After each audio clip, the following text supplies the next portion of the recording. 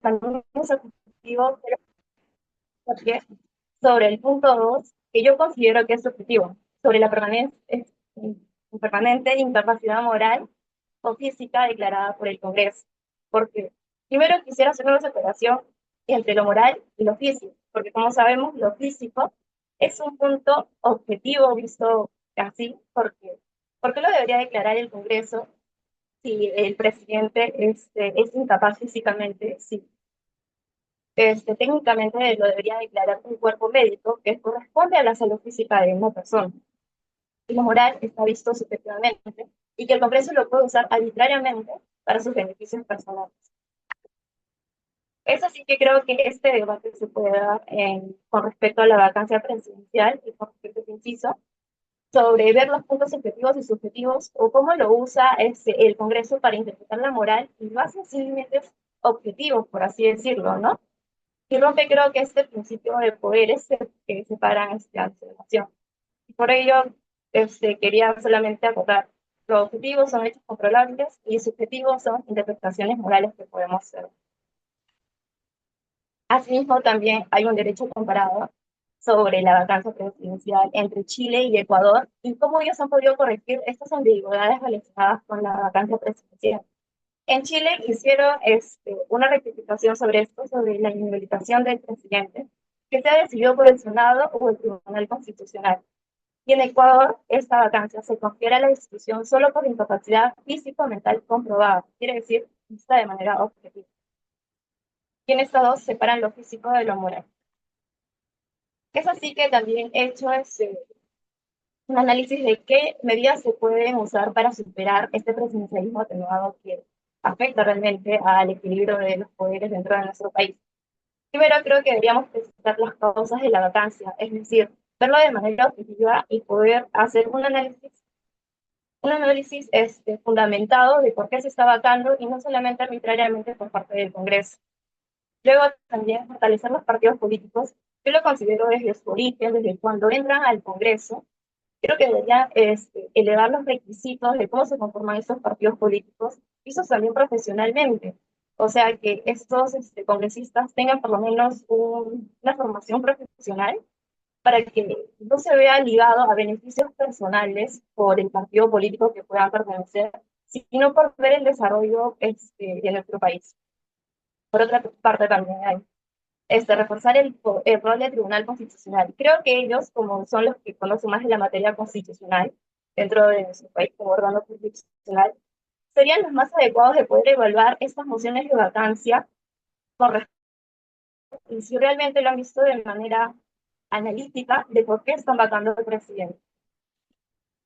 Y como reflexión final, tengo que se requiere una reforma constitucional, como antes ya lo mencioné, y también ya lo hemos visto con presidentes como Chile o Ecuador, que puedan poder delimitar la moral en lo jurídico y también poder diferenciarlo con lo físico, ¿no?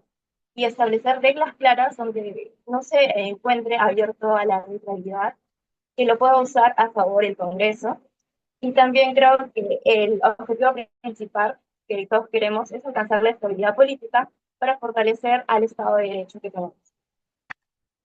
Gracias.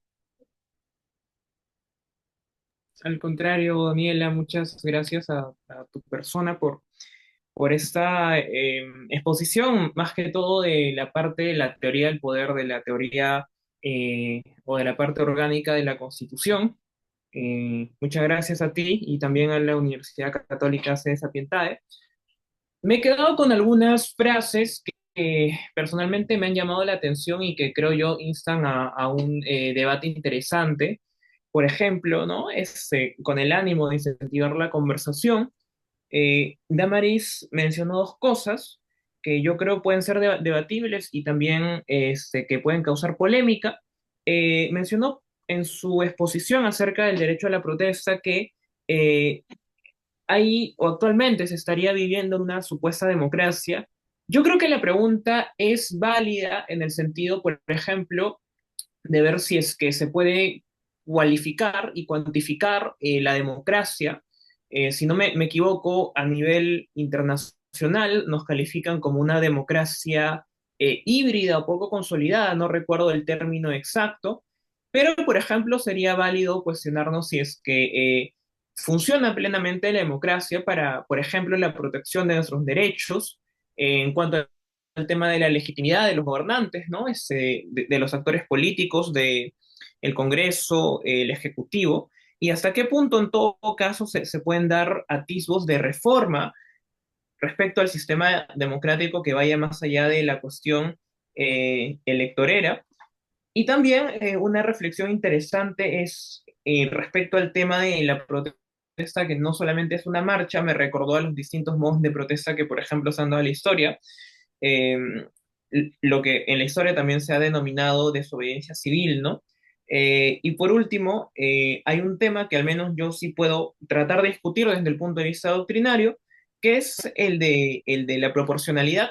Hace aproximadamente 4 o 5 años, salió una ley respecto a las funciones de la policía con el uso de la fuerza, que también se modificó hace un poco más de un año y medio y se presentó una demanda de inconstitucionalidad en donde el Tribunal Constitucional mencionó de que el término de proporcionalidad en cuanto al uso de la fuerza por parte de la policía y también de la legítima defensa eh, sería incorrecto y lo más correcto sería mencionar el tema de la irrazonabilidad o el principio de razonabilidad respecto a este uso de la fuerza, ¿no?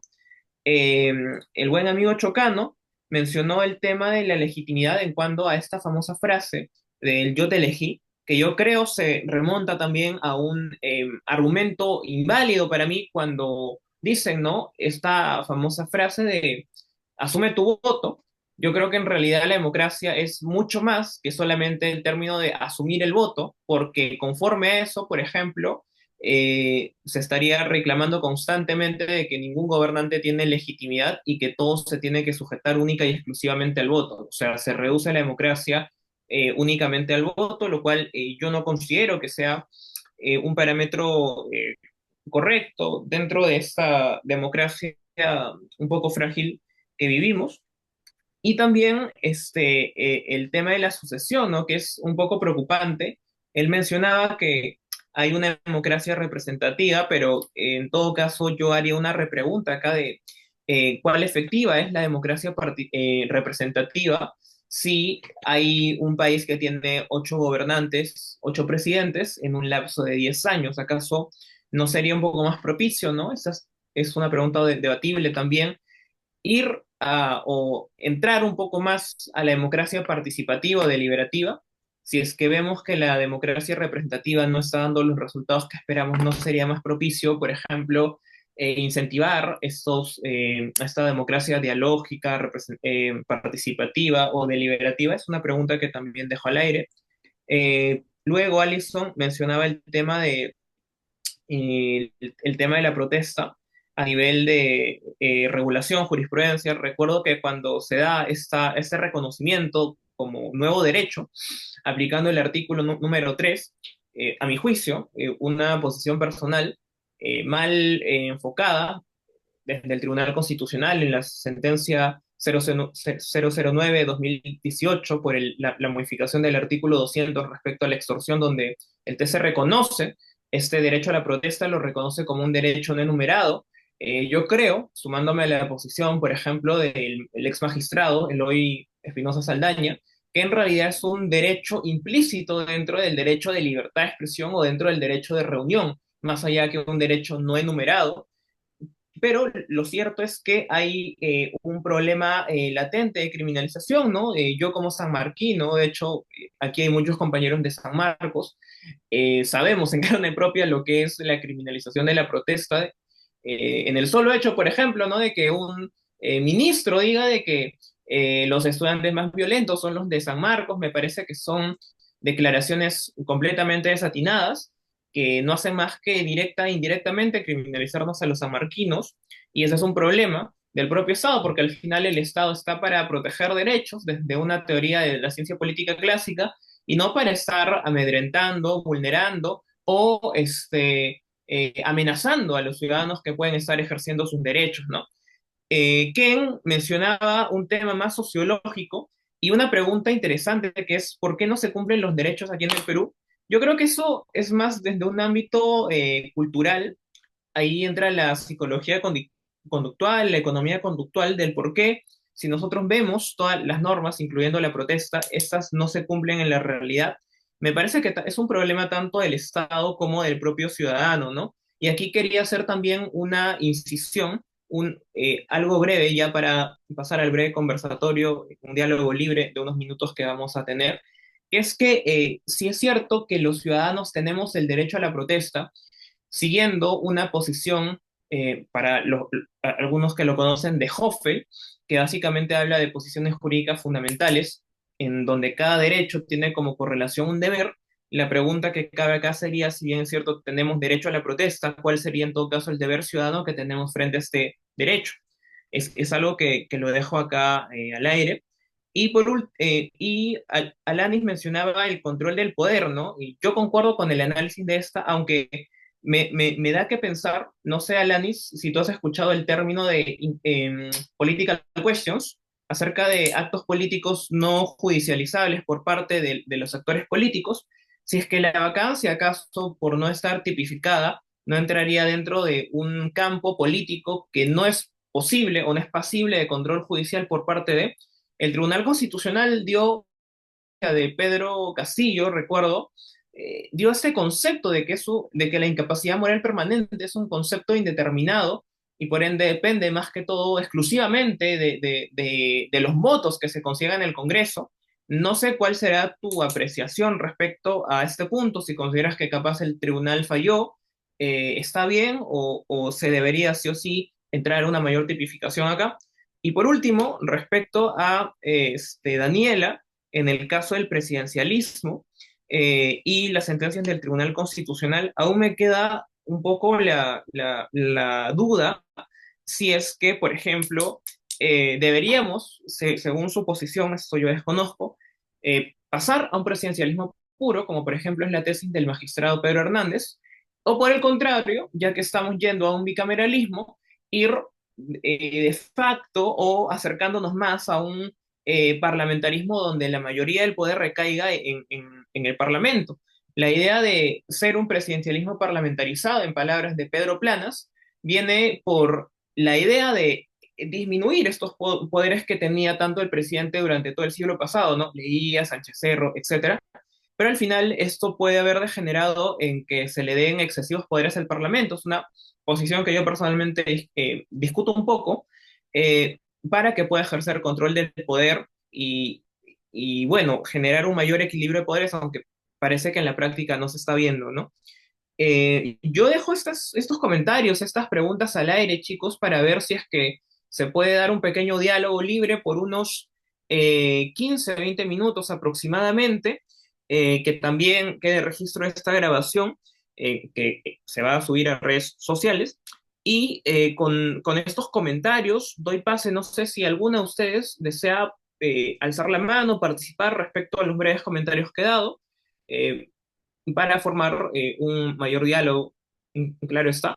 No sé si alguno, sí, Chocano, te doy el pase en todo caso respecto a los comentarios y luego al estimado que si pueden levantar la mano para generar una mayor interacción, por favor. Ah, y si Daniel, ¿la puedes quitar la pantalla ya? No, bueno, está resaltando que agradece la atención que se brindó. Pero a ver, ya con esta aprovecho también para despedirme, porque me voy corriendo ya al cumpleaños de mi abuelo. Pero mira, voy a primero responder la alusión directa que se hizo. Y es que, claro, tenemos, según papeles, una democracia representativa. No obstante, por ejemplo, si vemos lo que es, tenemos varios elementos de otros tipos de democracia. Como por ejemplo lo que es la democracia participativa. Tenemos diversos mecanismos de control, como por ejemplo uno es, bueno, de control y de participación, me subsano. Por ejemplo, de control tenemos revocatoria, de participación tenemos el referéndum. Solo puedo hacer mención de algunos de ellos, que son mecanismos directos. Tenemos también otros como es la propia protesta, que es una manifestación de la participación ciudadana en lo que son los poderes del Estado. Entonces, claro, pese en que en papeles tenemos una democracia representativa, y es la que prima, porque finalmente la que define el modelo electoral, no es que sea como tal la única y que no exista otra, porque no es que solamente votemos y queda, hay otras formas de participar como tal, que terminan aconteciendo, como lo vemos hoy en día, tanto que hasta se ha revocado un alcalde últimamente, no recuerdo de dónde, pero sí vi que hubo una revocatoria de un alcalde recientemente. De ahí, por otro lado, ya dando comentarios sobre la ponencia, hemos visto diversos tipos de estilo entre los participantes. El mío tal vez un poco más reflexivo, tal vez un poco más suelto. De ahí he visto otros que hasta diapositivas se han presentado, las cuales felicito. Habla muy bien de ustedes y otros que han hecho este trabajo doctrinario espectacular. Habla muy bien de todos los participantes, en realidad quiero felicitarlos por ello. Pero exactamente algo que me ha llamado la atención es que se habló hasta del presidencialismo atenuado. Y es que, por ejemplo, yo publiqué un paper de eso hace unos 2, 3 meses, y era discrepo con varias ideas de las que yo postulé en ese aspecto. Porque con lo último que se ha visto, estoy considerando que el Parlamento más bien termina siendo el poder más fuerte del Estado. Pues termina colocando y sacando al presidente como más desee. Ejemplo fue este, Heidi justo fue el presidente del Congreso y justo terminó siendo el presidente de la República. Cualquier otro pudo haber sido el presidente del Congreso y sería actualmente el presidente de la República. Y últimamente está pasando ello, ¿no? Quien es presidente del Congreso prontamente termina siendo el presidente de la República.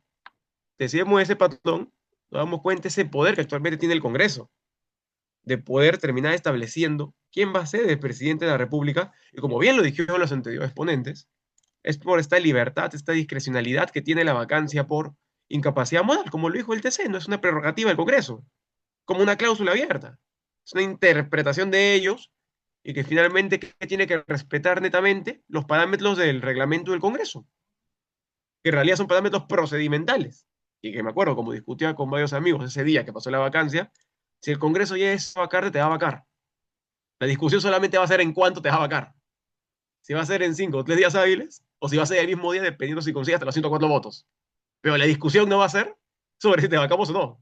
La discusión va a ser cuánto te vaco. Entonces, más o menos eso quería comentar, y aprovecho de despedirme, no sin felicitar una vez más a los demás ponentes, a ti mi hermano por la moderación, siempre al tiempo, siempre al cargo del tiempo, como no te conoceré, y a los asistentes por su atención. Y hasta una próxima oportunidad. Cuídense. Hasta luego, Chocano, muchas gracias. Ken, te doy el paso. Sí, gracias, Dante. Yo creo que para esto tendríamos que revisar, bueno, en el Perú se han escrito dos tesis importantes, interesantes respecto de la protesta. Hay una en la PUC del doctor Vitón Burga sobre protesta y hay otra en San Marcos, afortunadamente, sobre protesta como de hecho no numerado, ¿no? Entonces son tesis de maestría y ambas son investigaciones recientes, ¿no? 2021 y 2020 nada más, que tratan justamente sobre el tema en cuestión, ¿no? Y son muy enriquecedoras para el contexto peruano, ¿no? Y luego, como comentario final, hacer hincapié en la idea del Estado colonial en el que vivimos y sobre todo que el derecho al final no deja de ser un instrumento, ¿no? El derecho no deja de ser un artefacto, un producto humano que bien puede ser utilizado para hacer cosas buenas y malas, ¿no? Entonces va a depender en buena cuenta del ser humano, de nosotros, de los actores jurídicos, la buena disposición de estas normas, ¿no? El hecho de que el derecho sea un instrumento jurídico, sea un instrumento, sobre todo, significa que puede ser utilizado para lo que sea, ¿no? Entonces puede ser utilizado para legitimar masacres, puede ser utilizado para políticas públicas que eliminen la pobreza, pero también puede ser utilizado para lo que pasó hace unos días nada más, ¿no? Entonces, hace unos días nada más, ayer, vino el profesor de Guanajuato, Moras y Fuentes, y justamente habló sobre esto, ¿no? Sobre el hacernos cargo del derecho, ¿no? Hacernos cargo del derecho, entendiendo que el derecho es un producto, es una cosa, ¿no? Es un elemento, ¿no? Es una tijera, un utensilio, ¿no? Que nosotros utilizamos, al fin y al cabo. Y bueno, solamente eso. Gracias por todo. Muchas gracias. Me quedo con esa frase de el derecho es una cosa o es algo que, que al fin de cuentas los humanos utilizamos.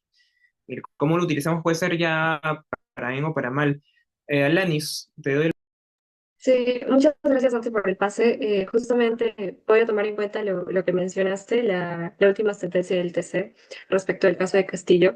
Y sí, es interesante porque justamente también está parte de las diapositivas, pero como estábamos cortos de tiempo, ya no lo mencioné. Pero sí, en el fundamento 31 y 33 habla justamente de eso.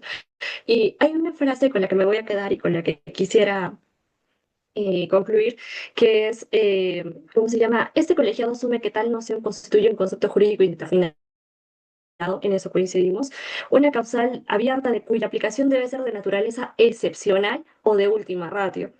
Si bien es cierto, como Chocano ya lo mencionó, hablaba justamente de que eh, últimamente, o sea, se usa demasiado esta causal. Y que, si bien es cierto, el Congreso tiene su reglamento, pero su reglamento se refiere a esta causal únicamente de manera procedimental. O sea, si el tema no está en que ¿por qué te vamos a vacar? El tema va porque cuándo te van a vacar o con cuántos votos te van a vacar. Entonces, le da cabida al Congreso a hacer un jaque mate y realmente determina que el poder legislativo es el que tiene el control actualmente. O sea, ya no vivimos en un presidencialismo porque rompe los principios básicos del presidencialismo al tener esta figura que no está correctamente determinada. Si bien es cierto, o sea, podría funcionar, pero recordemos que el Perú, créanme que su realidad supera las expectativas en todos los sentidos. Es así que tener figuras jurídicas que no están exactamente definidas o concretizadas fomenta esto. Sale la ley, sale la trampa. Entonces, considero yo desde mi posición y en la realidad en la que estamos que sería más adecuado determinarlo de manera correcta para evitar lo que últimamente estamos viendo, que si bien es cierto, han sido presidentes vacados, pero no por la causal correcta, sino por la politización de instrumentos jurídicos que de repente no deberían usarse para esos fines, o que en todo caso, al ser de naturaleza política, debería usarse de manera excepcional o de última ratio, que es con lo que menciona el Tribunal Constitucional. Y claro, agradecer una vez más a la organización, a ti Dante por la invitación, al taller, y a los ponentes y a los asistentes por habernos acompañado hoy día.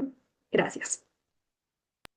No, al contrario, muchas gracias a ti por estar aquí presente. Justo estoy viendo que se ha soltado la encuesta, si no me equivoco, en donde la mayoría de las personas considera, bueno, por un voto, ¿no? Considera que sí se está usando la vacancia, o mejor dicho, sí, la vacancia presidencial está constituyendo una herramienta política efectiva, ¿no? Las opiniones acá han estado muy divididas. Yo creo que es saludable en este entorno que haya una diversidad de posiciones, ¿no? Estimado Christopher, si me das, por favor, pie a darle pase a Daniela, dado que ella ha sido ponente, y luego te puedo dar el pase a ti, así más o menos para generar una mayor interacción. Eh, Daniela. Este, Buenas tardes, Ante. Bueno, con respecto a la sentencia del Tribunal Constitucional, quería contar que realmente el TC decía que no se configuraba realmente el presidencialismo puro, aun cuando nuestro sistema político dice que es presidencialista, ¿no?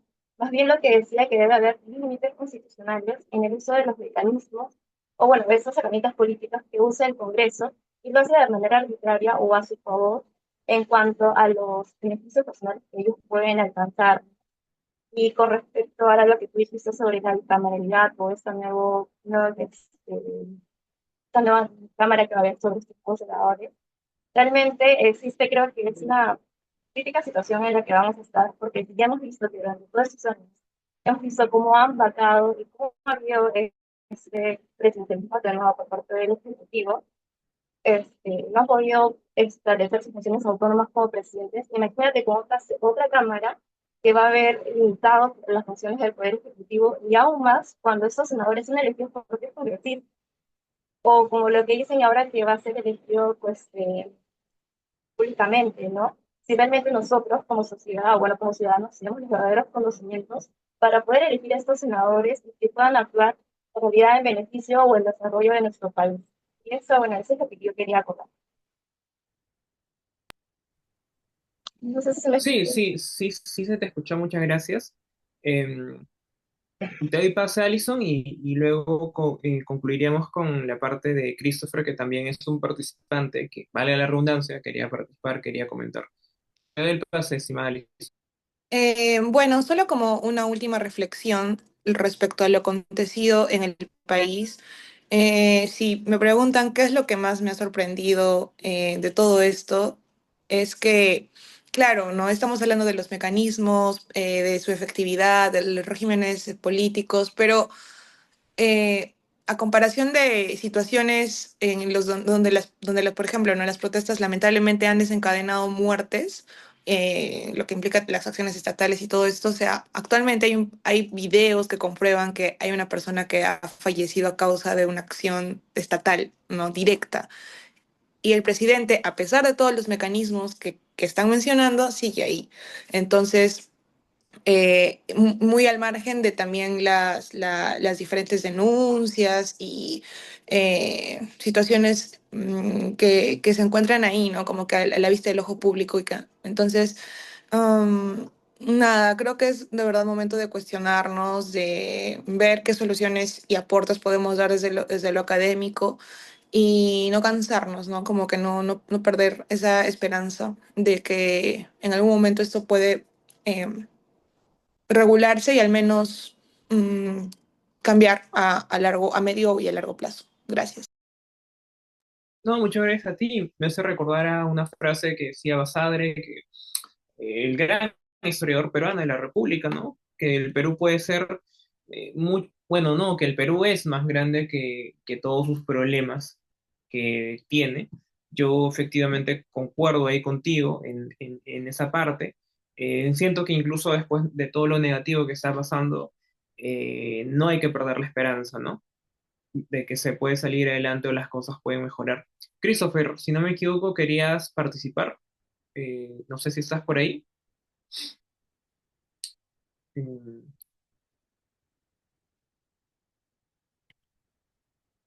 Mm, Christopher, los problemas sí, justamente, Christopher, no sé si deseas participar por audio o por chat. Si no, para ya dar pase valga la redundancia, a las palabras finales de este pequeño evento. ¿Me confirmas si es que deseas participar?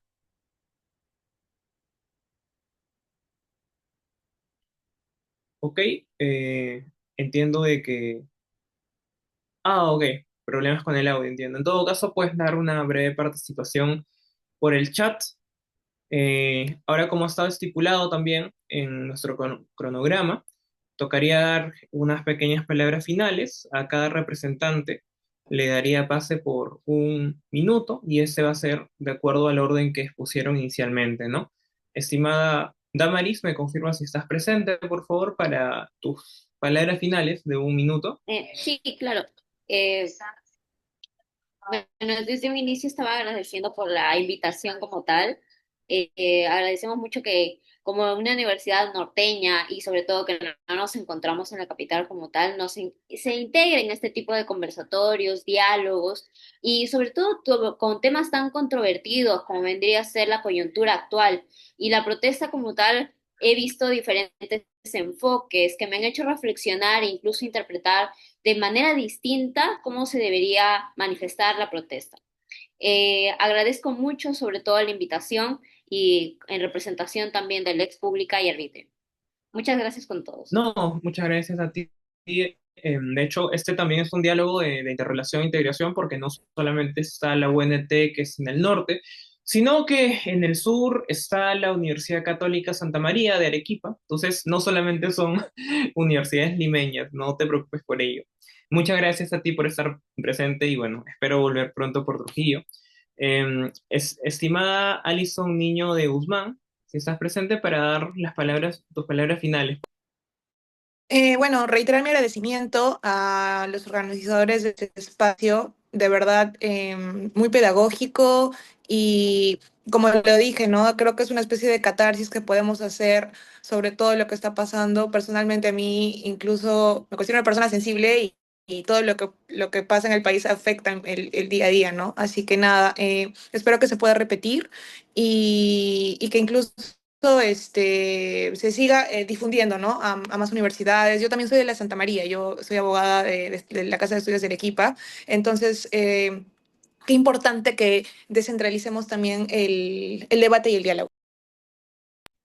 Al contrario, muchas gracias a ti también. Sí, recuerdo que en tu CV estaba que eras parte de la Católica Santa María y claro, la idea es justamente centralizar el diálogo y entiendo también esa sensibilidad social que tienes. De hecho, en las protestas de hace 5 años con Merino también yo lo tuve mucho más latente como joven, apenas ingresante a la universidad. Ahora daría pase a Ken Quispe. No sé si estás presente, estimado Ken, para que puedas dar tus palabras finales. ¿Me confirmas si estás por ahí, por favor? Creo que no.